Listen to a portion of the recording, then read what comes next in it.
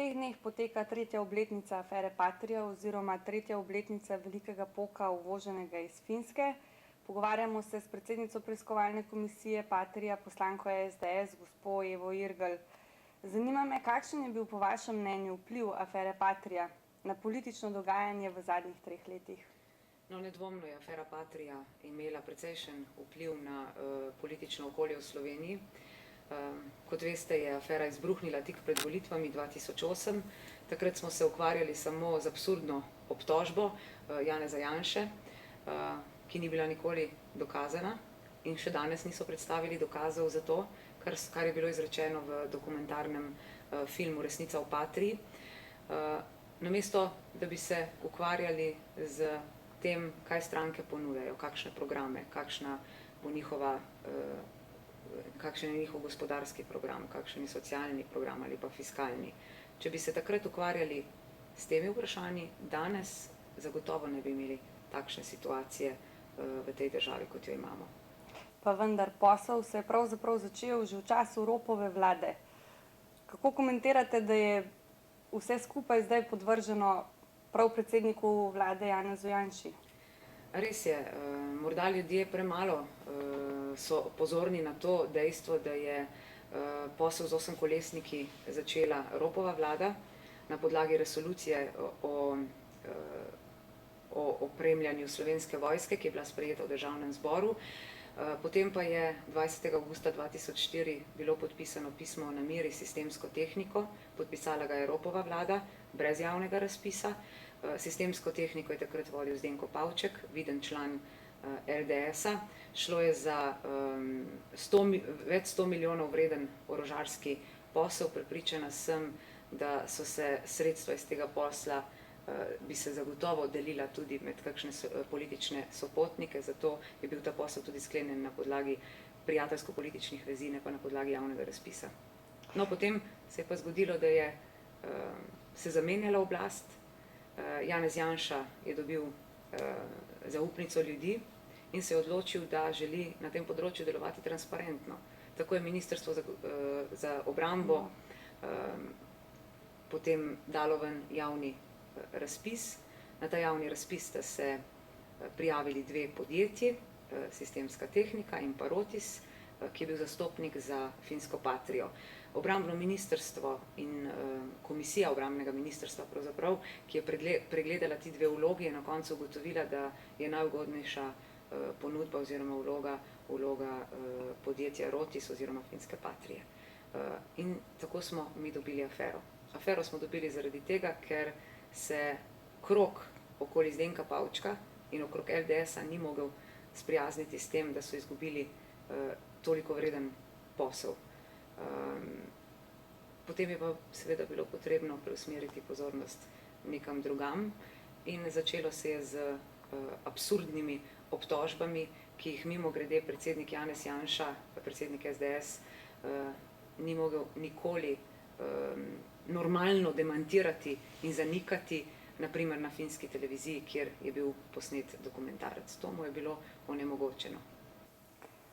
Zdaj, ko sta vodenje preiskovalne komisije o Patriji prevzela poslanec SDS Zvone Černač in kasneje poslanec SDS magister Branko Grims, so jo nekako začeli zelo diskreditirati, diskvalificirati. Menite, da se bo podobno zgodilo tudi vam? No, jaz si zagotovo ne delam utvar, da bom prikrajšana za kakšno tako težjo situacijo. Ko sem sprejela to odgovornost, da prevzamem funkcijo predsednice komisije Patria, sem se zagotovo zavedala, da me čakajo tudi težki trenutki. Gre za komisijo, ki je zelo pomembna, ki bo imela velik odmev v javnosti in kjer bomo zaslišali celo kopico ljudi, ki so na takšen ali drugačen način povezani s to skonstruirano afero.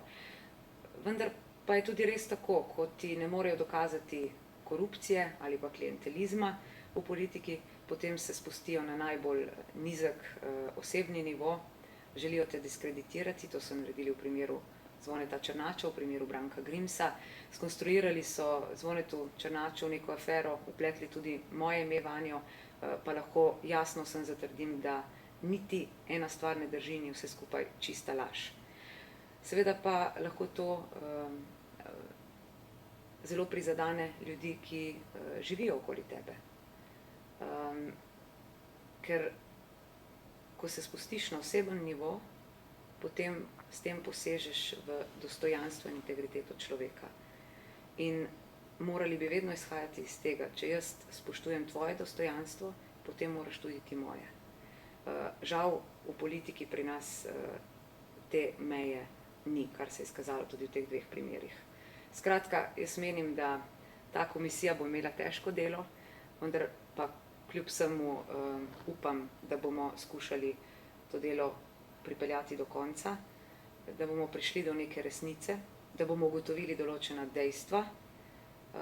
Seveda bo pa težko, ker bo verjetno prihajalo do obstrukcij strani koalicijskih poslancev. Prihajalo bo verjetno tudi do zavlačevanja, kar se kaže na vse zadnje tudi že v tem, da celotna afera se vleče že več kot 3 leta. Zdaj v teh dneh se afera seli tudi na sodišče. Kako ocenjujete to izjavo, ki jo je glavna tožilka v tej zadevi Branka Zobec Hrastar dala pred kratkim, in sicer je dejala, če jo citiram, da ne namerava več delati na takšni funkciji v državi, ki ne more ali noče zaščititi svojih funkcionarjev. Kako ocenjujete to potezo tožilke, da odstopi od primera, mogoče tudi to njeno izjavo? Težko jo sploh ocenjujem, ker je v prvi vrsti sploh ne razumem.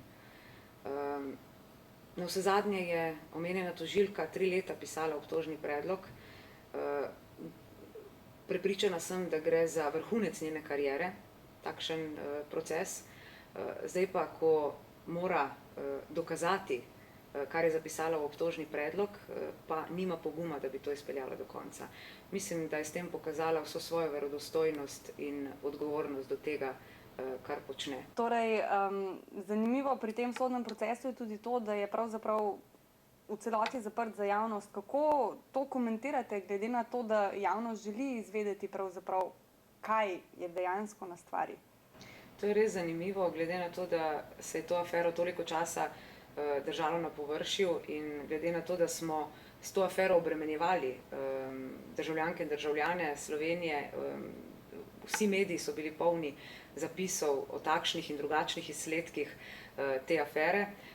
Danes, ko pa bi morali videti to resnično na samem procesu, slišati, pa očitno ne bomo tega deležni. Čeprav vsi tisti, ki so obtoženi, želijo javnega procesa, na drugi strani pa imamo tiste, ki so pisali obtožni predlog, pa si tega ne želijo. Jaz se samo sprašujem, česa jih je strah. Javnost pa si zagotovo želi, da bi bil ta proces javen.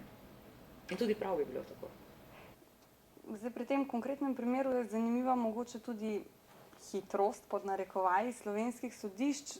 Precej časa je trajalo, da je bil primer uvrščen. Kako pa to komentirate?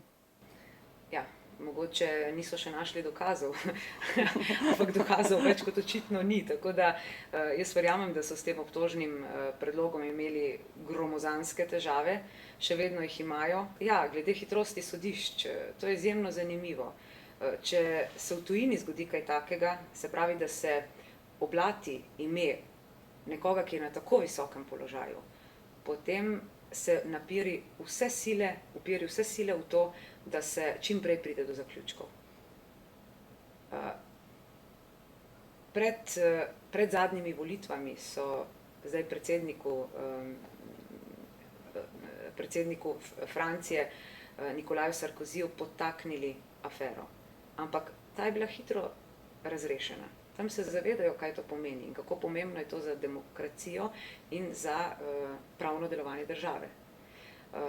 Tudi v primeru najbolj aktualnem trenutno, Dominik Štros-Kan, je bila zadeva rešena v 3 mesecih. Pri nas pa ni namen, da se zadevi pride do dna, pri nas je namen, da se skonstruirane afere drži čim več časa na površju, da se ohranja dvom v poštenost osebe.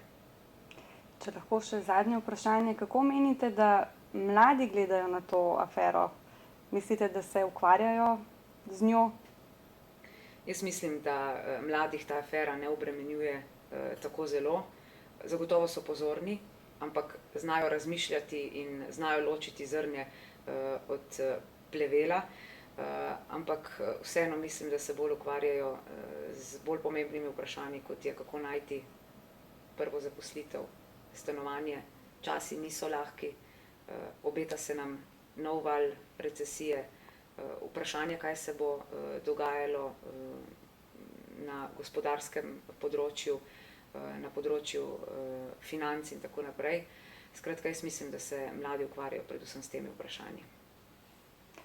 Hvala lepa za pogovor. Hvala tudi vam.